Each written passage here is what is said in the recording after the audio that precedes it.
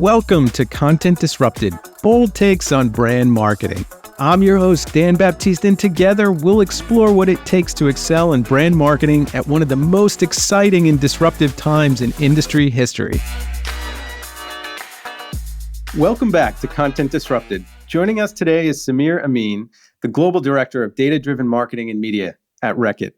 Samir has been at Reckitt for nearly 12 years, a rare feat these days.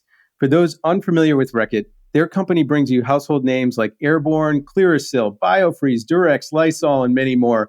Samir is here today to share his lens on digital transformation and marketing and how brands need to adapt to today's climate. Sam, welcome. Great to have you on the show. Yeah, great to be here, Dan. Thank you for having me.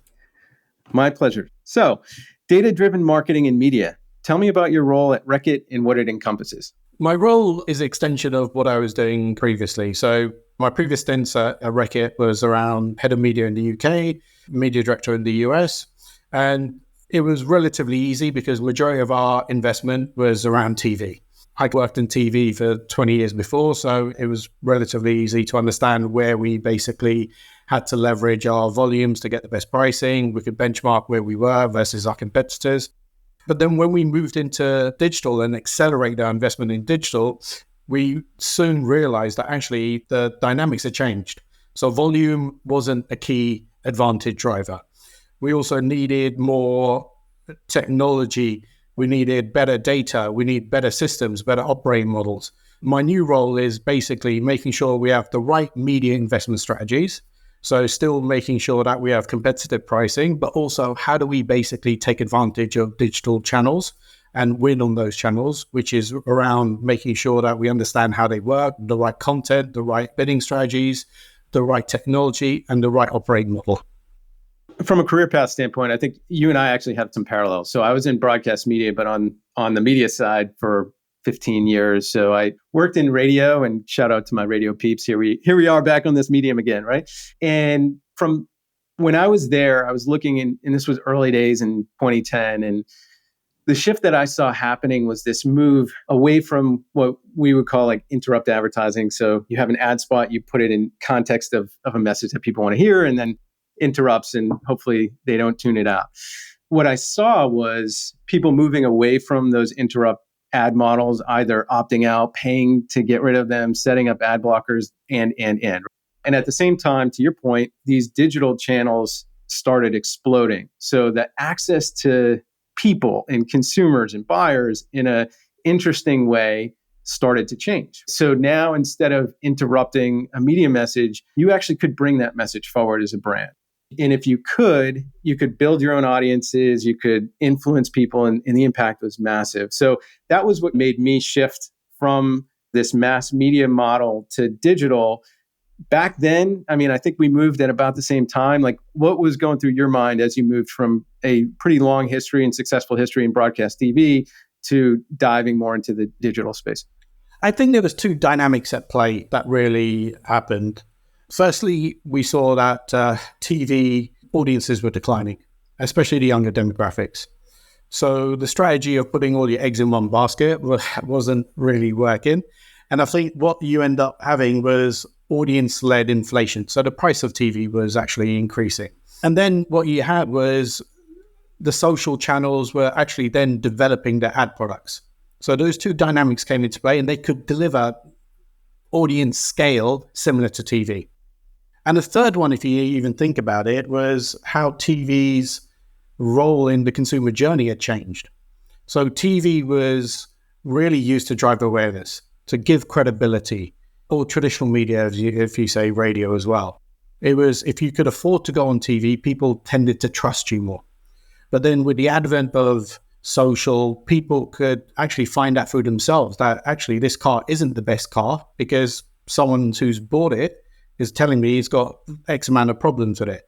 This cola isn't the best cola because I bought something else, which is another brand. So suddenly social allowed people to have a voice and challenge the status quo. It allowed us to get peer-to-peer recommendations, which is more powerful than a brand telling you how great they are. So all those dynamics in place really felt that it was the right time to move away not solely from TV, but move into digital and then play to each other's strengths. So when we moved into digital, we did something which most advertisers did. We used digital to drive extended reach to TV. So it was like TV was losing reach. We replaced a few TV channels with Facebook or YouTube, and hey presto, we've reached our principles. And that wasn't the smartest thing, because we were then still playing to the strengths of TV. We looked at how we could reduce our pricing. And what you find is when you buy cheap on TV, the only thing you get is higher frequencies and older TV profile, and maybe not access to the right programs. But when you buy cheap on digital, there's a whole load of stuff that happens, right? Low viewability, so people might actually see ads. Brand safety concerns. Is my ad actually being seen by the right people? Because once again, we don't have the same audience profiles that we do on TV unless you have the right data or your first-party data. You might have smaller player sizes, so your share of screen isn't going to be as prominent. So suddenly, expect moving your media mix around and expecting the same results. We weren't seeing that, and that was one of the key things I think a lot of advertisers around the mid 2015s, 2017s realized that doing this isn't really driving the most effective use of digital. What we ended up doing was playing to the strengths of each channel. So TV we knew was good for mass reach, big audiences, but it was one message to millions. Well, for digital, we knew that actually if we really wanted to take advantage of digital, we had to segment our audiences different. We could actually talk to a certain group of buyers or consumers or life stage people in a different way to others. And that was the strength of digital. It allowed us to segment and drive more relevant content. And that's how we then had to mobilize our organization, which we weren't used to that. We were used to producing one TV asset that could tell you the benefits of Lysol and why it was a great disinfectant. But then how you use that within different life stages and different lifestyles was very different between, like, I'm a new dad. So Dettol here, which is the Lysol equivalent in the UK, is spraying everything, right? When I was 25, I didn't really care about that. When you start using data and segmenting, you can drive more relevant communications. And I think that's how we've used digital and actually drove ROIs of our marketing budgets. You talked about some learnings or fail points early in the relationship with social and TV specifically. When we think of this change from one message to potentially many messages, one of the challenges or fail points that we've seen brands do over the last few years, but now they're kind of smartening up to, is this idea of messaging and consistency. It's very easy, to your point, to say, okay, I have this segment on this channel, I need to talk to him in this way.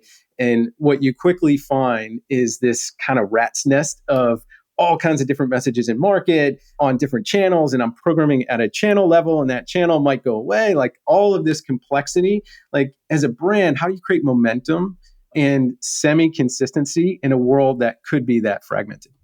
Yeah, look, I think it's a great question. And it's one of the things that our marketing teams hate about it, right? Because we're now saying, actually, now we've got 5 different segments. Let's get it right. It's not personalization at scale. So I don't want to talk to, like in the US, there's like 350 million people. I don't want to talk to 350 people individually.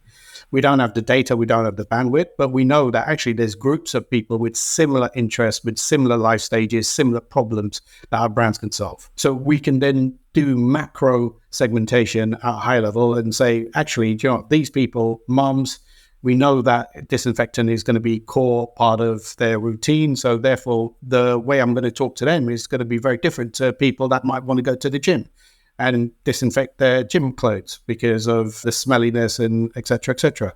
So that's how we basically ask them to produce 3 or 4 ads. We might have the messaging different in terms of the thing, but the core benefit of the product, which is called disinfection, stayed the same. It's consistent across all of the different messages or adverts we do. We also then realize that actually each platform has a different requirements as well. So then that's another layer of tailored stuff. So when you're doing a reel, when you're doing a Facebook post, when you're doing a YouTube video, all of them have different dynamics, have different aspect ratios, different pacing. So therefore, that's another consideration we have to do. So an asset might need to be altered for 5-6 different platforms we're using, which is a massive different mindset from creating one TV asset and then applying it to all the different TV channels, cable, network, wired, syndicated. One TV asset would work.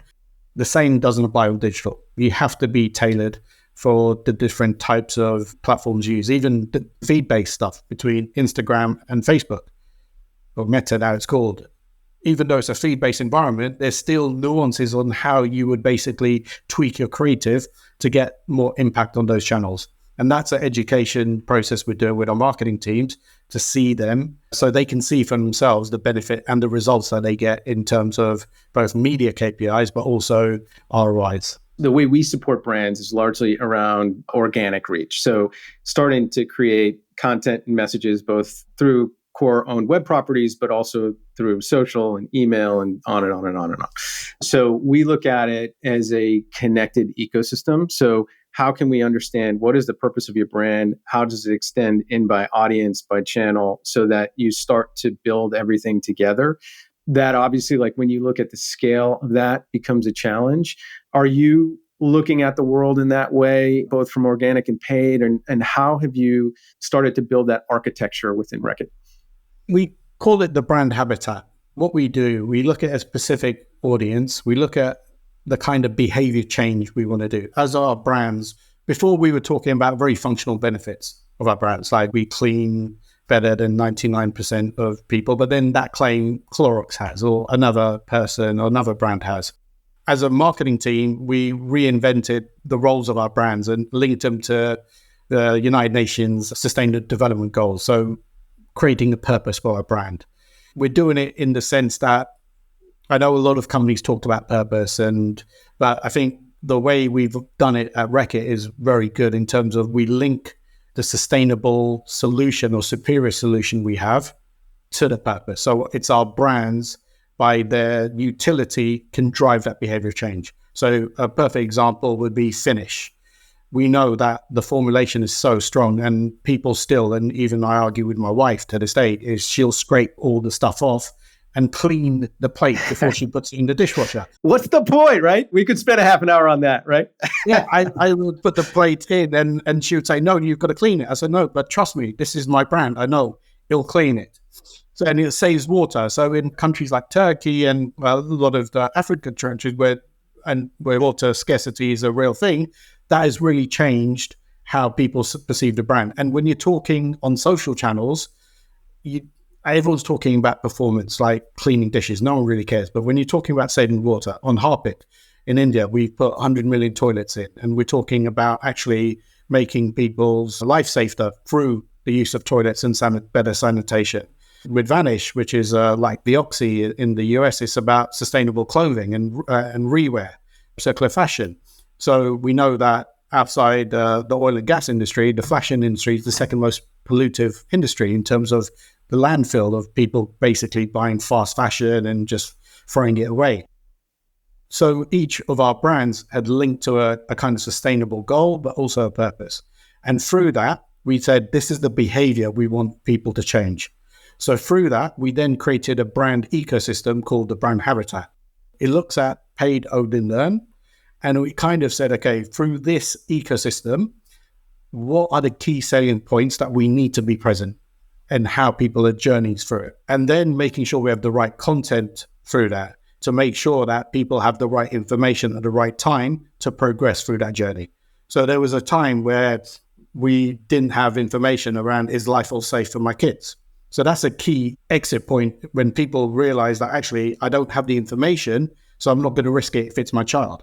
So we realize that actually if people come into our website, we need to provide that information. Otherwise, they're going to go to someone else because they're providing that information. So the brand habitat is an ecosystem that helps us provide the right level of information to consumers to help them feel confident that our brands and products can meet their solutions. And through that, it's a mixture of paid as well as organic. And then through that, it's partnerships, because we know sometimes we don't have the credibility because we're a brand. We want to do good, but we also want to make a profit. So through that, we then worked with Nat Geo to basically give us some credibility on Airwick. We work with WWF, World Wildlife Fund, and we actually changed the formulation of our product because they wouldn't want to work with us if we were still having chemicals as one of the base of our product. So through that partnership, we changed the way we formulated our products. So they could then now we want to work with you because you're serious about this. And I think those are the things that people find interesting on social channels when you talk about the greater good you're doing versus performance benefit that you've been talking about. And how do you manage that? So you're talking about sustainability and responsible manufacturing and in those elements, but you have a house of brands where on one side you have Durex and on the other side you have Lysol. Where is there consistency as like one Reckitt?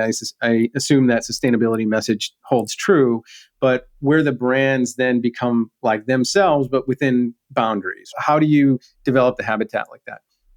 It all goes back to what the behavioral change you want people to do. On Lysol, it's protecting our family, right? So it's breaking the chain of infection. So that habitat would be very different from for Durex, which is maybe talking, depending on which market it is, it might be a safer sex or it might be more fun sex. And therefore, the habitat and the assets that you would require would be significantly different.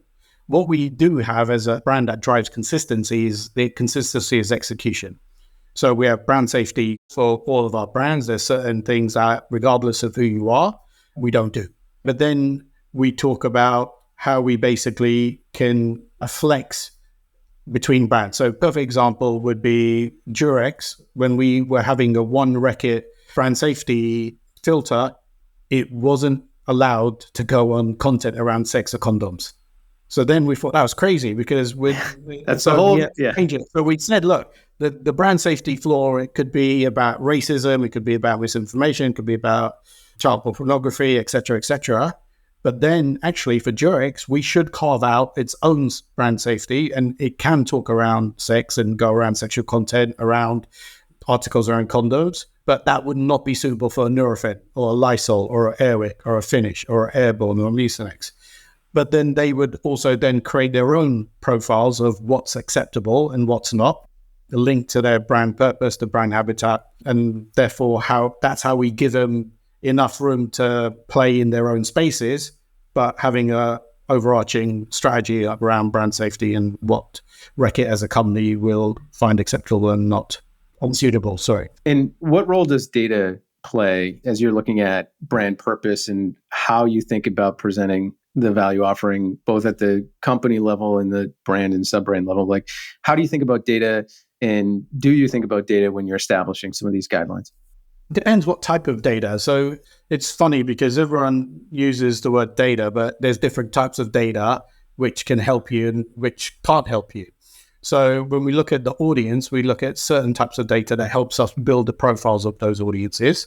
And then we say, okay, this audience is actually a Durex audience, and this is the kind of life stage, lifestyle, even psychographics, they are more likely to include. We then build content around that. And when we have a good trading team that can help minimize the wastage you get on digital to actually drive the right content to those people. And then we have KPIs that we measure against, and then we optimize. So when we know that this audience is actually resonating with this piece of content, we can try and find more of those people through lookalikes and through the internal tools that we've created. And we know that actually this message isn't resonating to this audience. We have to try something else out. So what other insight do we have on it? And then how do we basically work that insight into the creative and then resend and then retest? So that's how we look at data in terms of how we optimize our creatives, how we optimize our media buys. But then we also look at data in terms of, actually, is this selling? So are the media KPIs improving? Yes, they are. But do they translate into sales? Do they translate into ROIs?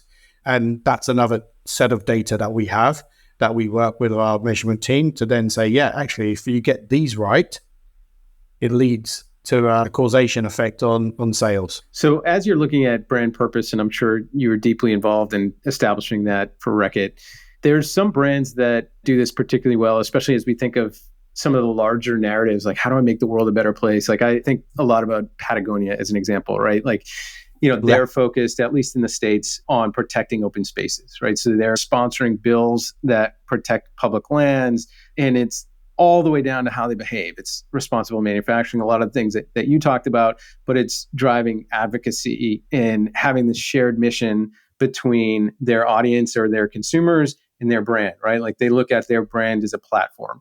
As you were looking at how to establish this for Reckitt and across your brand portfolio, did you see any brands that inspired you or that were doing things particularly well? And they could be your own or they could be external, but just curious as you looked at the landscape, if anything jumped out at you. I think the recent campaign Vanished did in the UK around autism. So originally you'd be like, what's that link? And then when you see the creative, and it was actually won, I think, a canned gold. And trust me, I've got a 3-year-old that is exactly the same. He doesn't go anywhere with his blanket. And that's his comfort. The ad was about a girl that basically had a hoodie that was a go-to comfort. And Vanish protects clothes. So even though it was an old hoodie, it still felt like new. And that was a real insight. Once again, we mostly had, but no one knew what to do with it. And I think the marketing director in the UK, she actually connected that insight with the product benefit and put it together and created a wonderful creative that won a can. But it was rooted in what the brand can do. So I think what brands in the past have done is talk about purpose. Patagonia is perfect because product as well as its purpose are linked. When we see brands that say, I want to make the world a better place, but what they do as a brand doesn't really link to that. So that's why at Reckitt, we think, okay, what can our brands do to make the world a better place?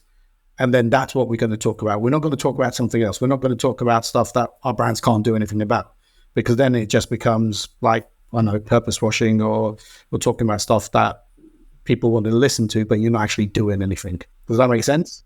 Totally makes sense. I'd be curious your thoughts on this. So I think in general, you have that larger purpose. Do I make the world a better place? And then you have a more linear purpose. So we work with brands across the spectrum, both B2B and B2C. So on one side, you might have like a brand like Health Science Diet that creates science-backed pet food. And they look at their purpose is, how do I take a science-backed approach to the care for your pet, right? So they're hiring veterinarians and experts to look at the science at every stage of the journey, from when you're selecting a breed all the way through, God forbid, the passing of your pet. And how can I be there to answer every single question you have with real facts from experts at scale? And because of that, they've developed this massive audience that comes to them anytime they have a question that they can help on. Or on the other side, IBM Security, they constantly uncover things like malware and threats in areas where security professionals need to get better. And they look at it and say, hey, our job isn't to sell more software or services.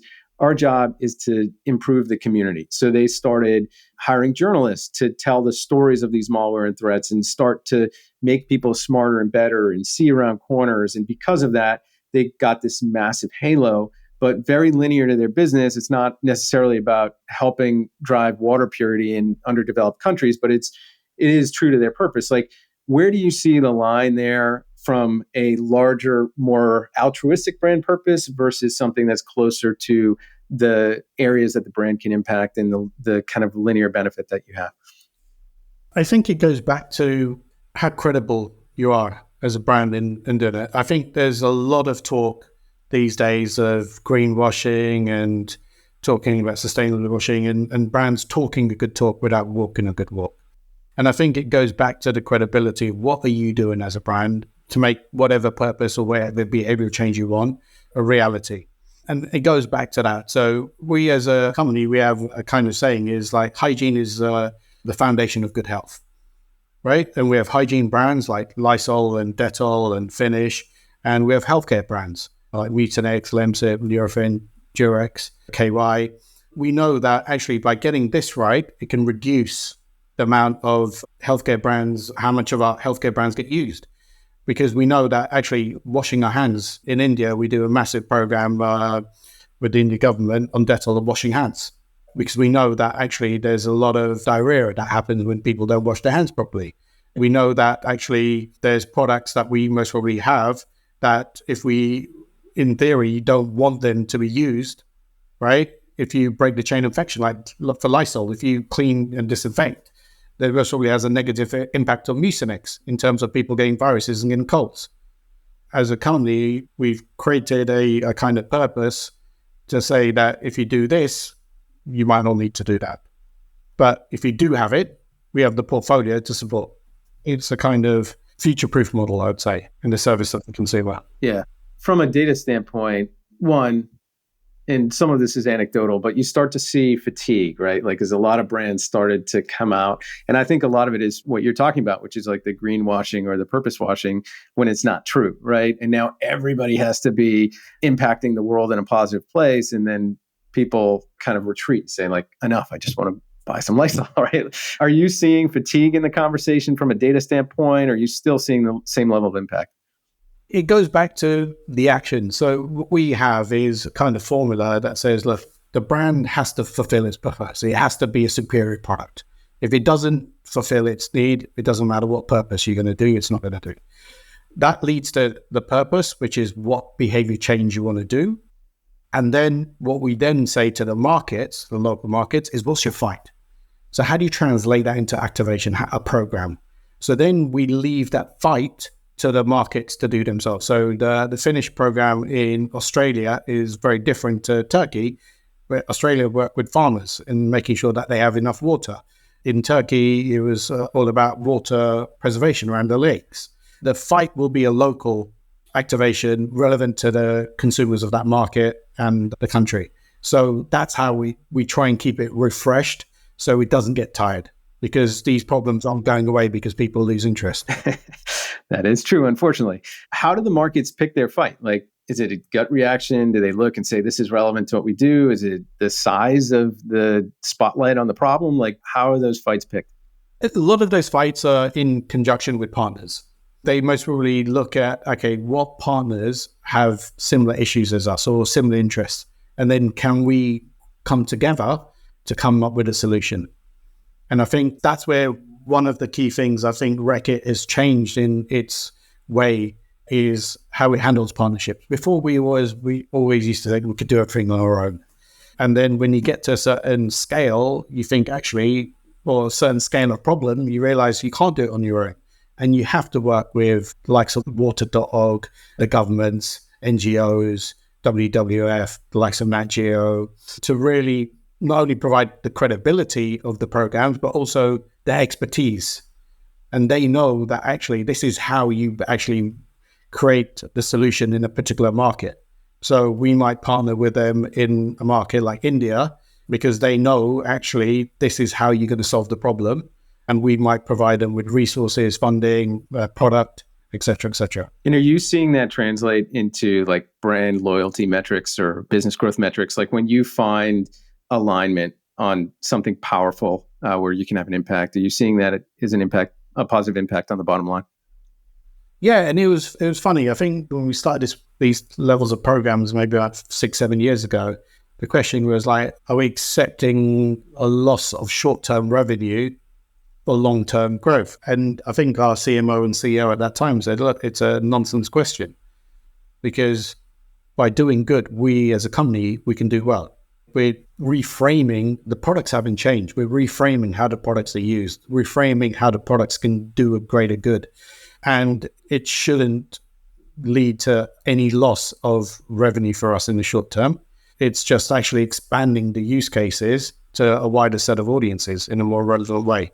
As we think about the layers of this, right, I think what you're describing is establishing kind of your place in the world, like as a brand or a collection of brands, know who you are, know who you impact, and know how you impact them in a positive way, and kind of lean in. And then think through how you nuance those messages to make people a part of that mission and advance it so you have that shared goal. When we think of transformation, a lot of it depends on kind of how we came up as individuals. Like, so if I were in your seat, how I would approach a challenge versus you. When I look at your transformation lens, at least from what I can observe, a lot of it is around this integration of IT and marketing. Tell me more about that. One, is that true? And then two, like, what's the power in linking those two functions together to drive a different outcome? Yeah, it's a really good question. I think we started our transformation with a sole focus of improving our marketing ROIs. We benchmarked our capabilities externally, and we were most probably one of the top 5 advertisers in TV globally. So we had a sense of pride in that. And we knew we had most probably the best pricing, if not in the top 5 globally. And then when we did our digital benchmarking, we were absolutely below average. And suddenly for a company that prides itself on that performance, it was a very humbling experience knowing that you didn't really have the capabilities, the talent, the resources, the infrastructure to outperform in the digital space. So that was the catalyst. And once again, it was something that I was doing a lot of reading on because it's not naturally. I was a media guy and I got asked to run this company-wide transformation. So I had to do a lot of learning and hiring a lot of smart people to help with this. One of the stats that would always come up in every transformation article was 70% of transformations failed. And I said, for once, I want to be in the minority. And you realize that a lot of the time, why they fail isn't the technology, isn't legacy technology, isn't technology adoption. It's actually people. And it's the people that resistance to change. There's a really good quote by this guy I follow on Twitter, Alex Hormozy. He said that, I'm paraphrasing, people are scared of change more they are than losing, so they lose. And I use that every time we do a deployment and we go to market and we change. So that's the first quote I put up. None of us want to lose. We're very competitive at Reckitt. We take a lot of pride. And change is something that people tend to fight. And the processes that we put in place is very disruptive to the way the marketing teams and the media teams and the agencies were used to working. And a lot of the things that we did, the success factors, were breaking down some of the silos that we created. As a multi-billion organization, there's loads of people. And even today, 12 years in, I meet someone that I was like, oh, I didn't even know that job existed. Like, oh, I can leverage you in this project. So that was one of the key things, was trying to get everyone aligned and making sure that my priority was their priority. And that wasn't the case. The IT guys, the digital specialists, they didn't talk to each other. So people were making products that no one was going to use in marketing, which was a waste of time, money, effort, and resources. So one of the key things we did was create forums where we got all the key stakeholders and we kind of said, okay, what are you working on and how you can support me? And this is what I'm working on. So through that, we had to establish a RACI. So my team is responsible for the strategy. So we're saying, this is what capability we need. This is the functionality we need on the tools. This is how it's going to impact the marketing teams. Then I hand it off to IT and say, now you source the technology that can help with that. So I don't get involved in, is it Adobe? Is it Salesforce? Is it Google? I don't care. I care about the capabilities that tool is going to do. So we all define clear RACIs and roles. And I think everyone felt a lot more connected as a team, because what I was doing, it was also then highlighting the great work the IT&D team were doing. So a lot of the times I'd go to meetings, my team would say, you didn't say anything about us. I was like, yeah, but my job isn't to promote you guys at the moment. Everyone knows you're doing a good job. It's these guys. I have to get them into the right forums and making sure that their work gets recognized, because I need them to really help drive this transformation. We can't do it alone. And I think that was the key aha moment, when everyone realized they can't do it on their own. And we were all vested in driving this transformation. And the most important thing was sharing in the success. So it wasn't just one team or my team that did it. It was actually the IT team, the insights team, the measurement team, the trading team, all of them, which all work for different teams and different bosses, all had to come together.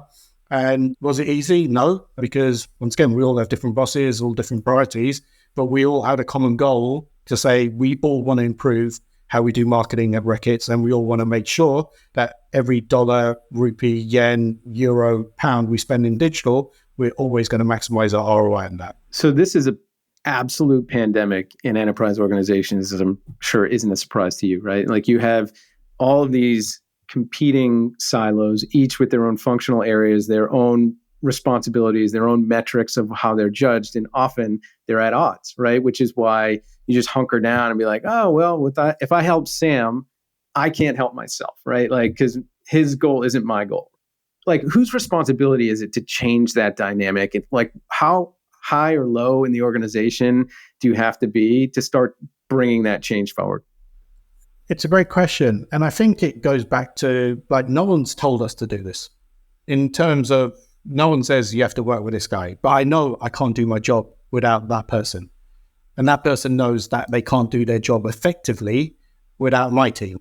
So hence why we appeal to the kind of human nature element of empathy in terms of how we connect the teams together. We now basically make sure that we all work on a fewer number of projects together on PDR. So we might say, out of my 4 objectives of the year, 3 of them should be yours.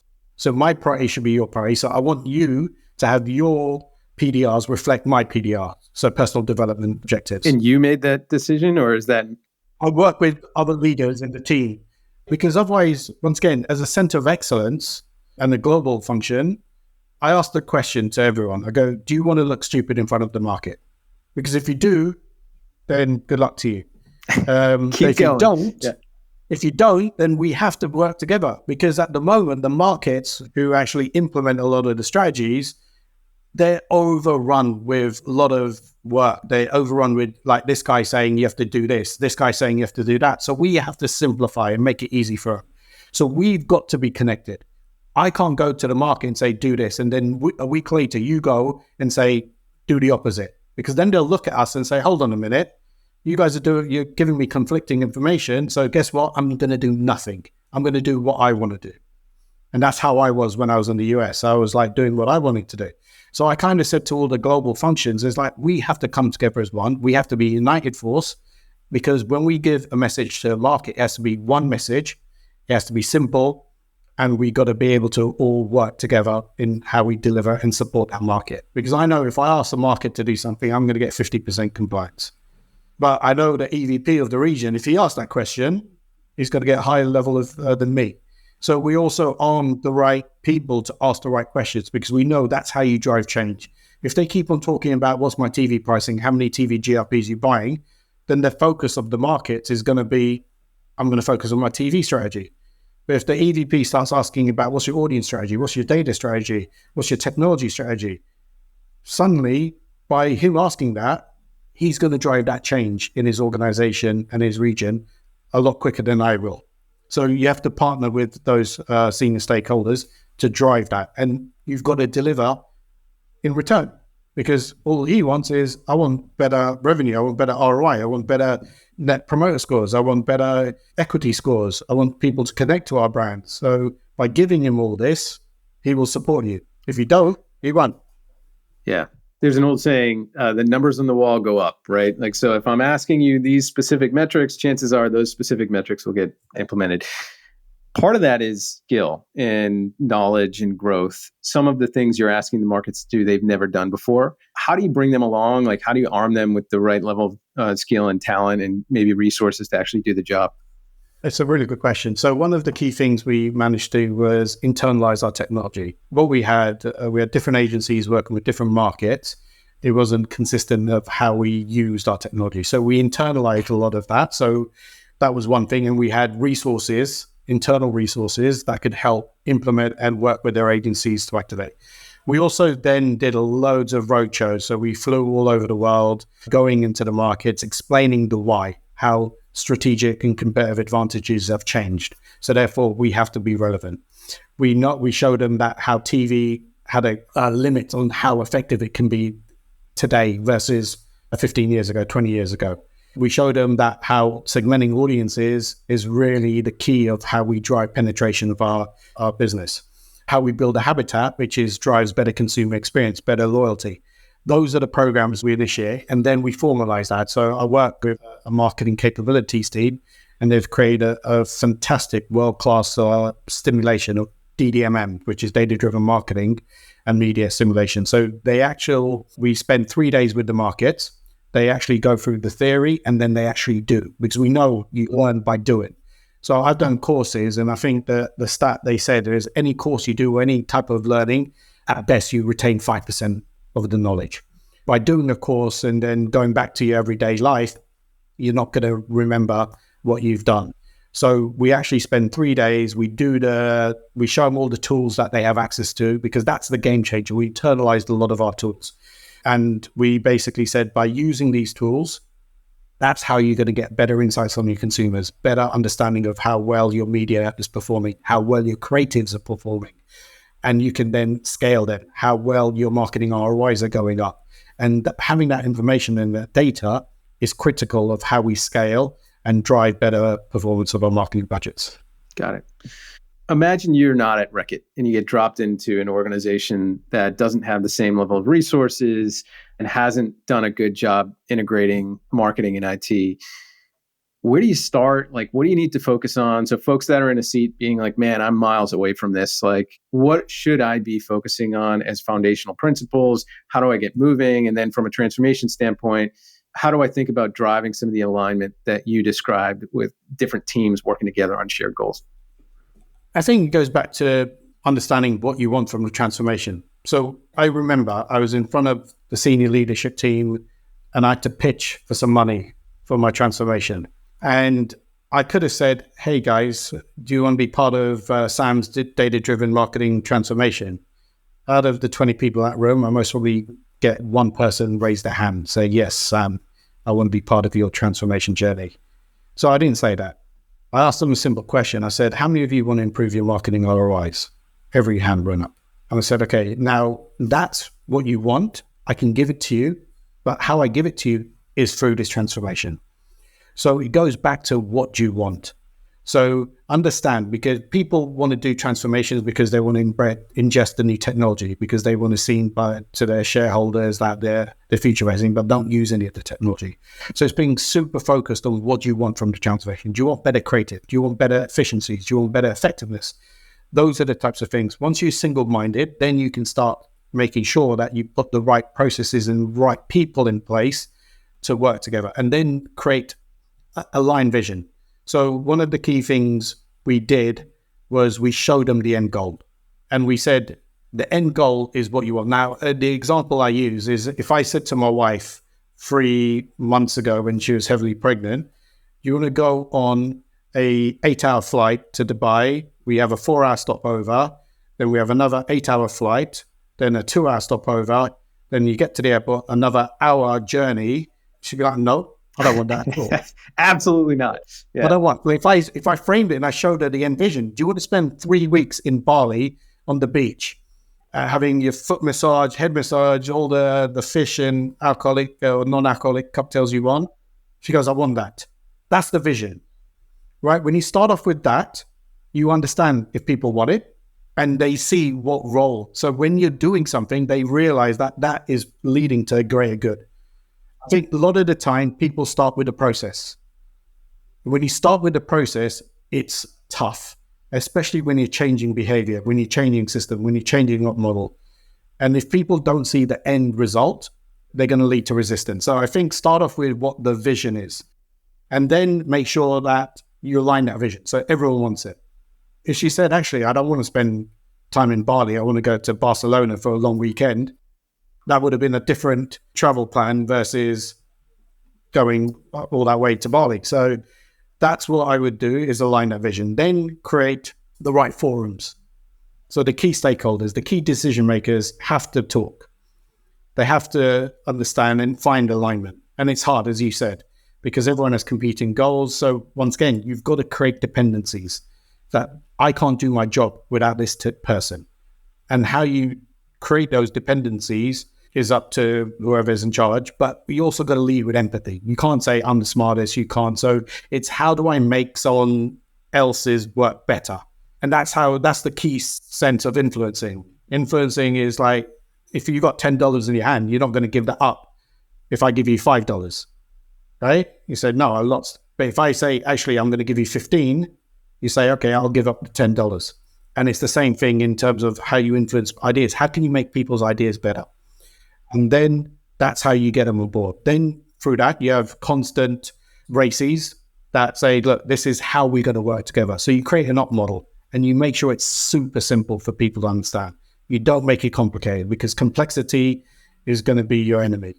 Because when people don't understand what role they have or what it's going to lead to, they kind of lose interest. Yeah. So I think that gets back to an earlier point you made, which is the largest barrier to transformation is ourselves, right? Like you create complexity, you start with process, you don't operate with an end in mind, and then you have these like successive reveals. And at some point, people are like, enough. I don't know where we're headed or why we're doing this. You just keep asking me for stuff. So I'm done, right? So I think that's a great point, as well as the concept that by helping you, my job gets better and easier. So I can see my $10 becomes $15, my $10 doesn't become $5, right? Like, so finding a way to communicate those two things to get buy-in, to get people excited, and then reminding them like, hey, you're up to 13, you're almost at 15, like, let's go, right?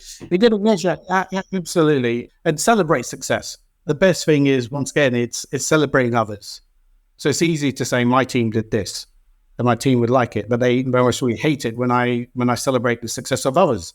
But I need them. And once again, it's now we feel like 3-4 years in, we're one team. Even though we have different bosses, we're all one team. And when we go on deployments together, we go for dinners and we become like friends, which is a lot easier and a much more effective way of working than people before 5-6 years ago, where we were kind of rivals, shall we say.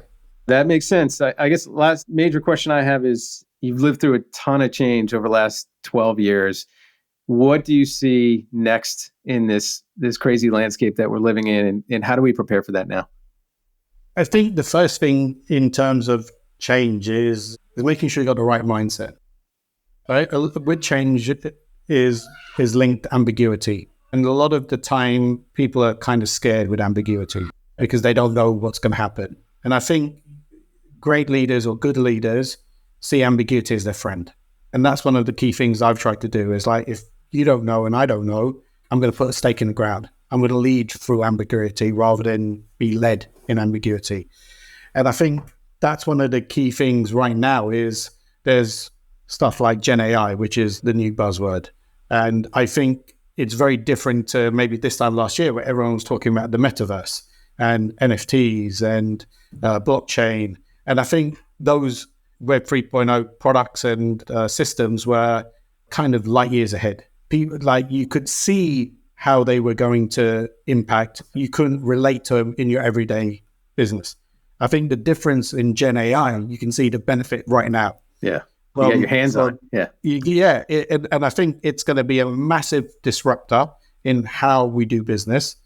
And I think it can add a lot of value straight away from creative, from taking low value tasks out of people's day-to-day lives so they can really focus on the big bets, the things that are really going to drive their fame at work versus the low-hanging fruit, which they have to do as part of their jobs.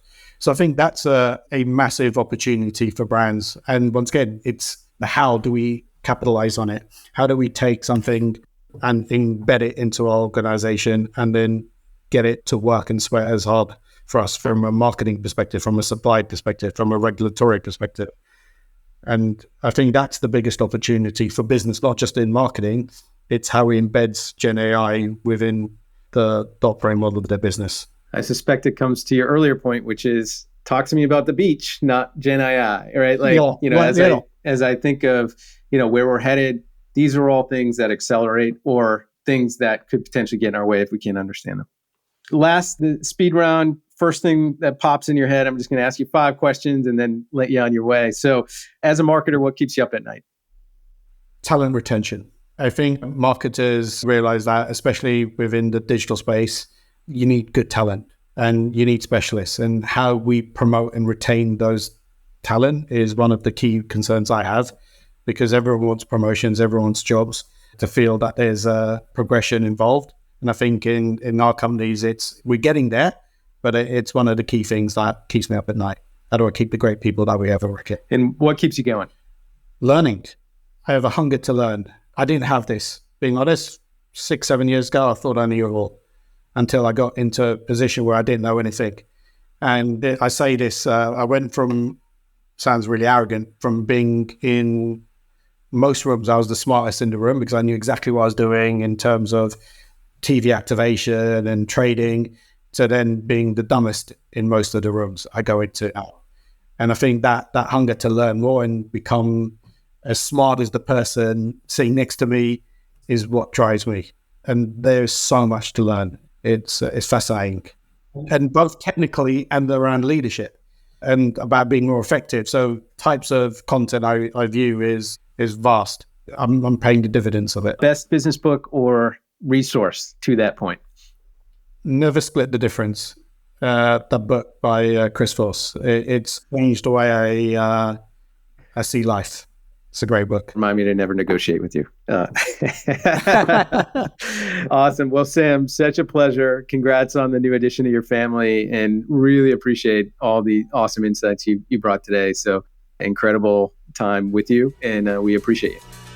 That's it. All right. Nice one. Thanks. Take care. Thank you for listening to Content Disrupted, brought to you by Skyward. To stay up to date on the latest ideas and insights in brand building and content marketing, visit our website at skyward.com. That's skyword.com. Join us for our next episode, where we'll continue to challenge marketing norms and inspire you with fresh strategies for growing business through brand storytelling.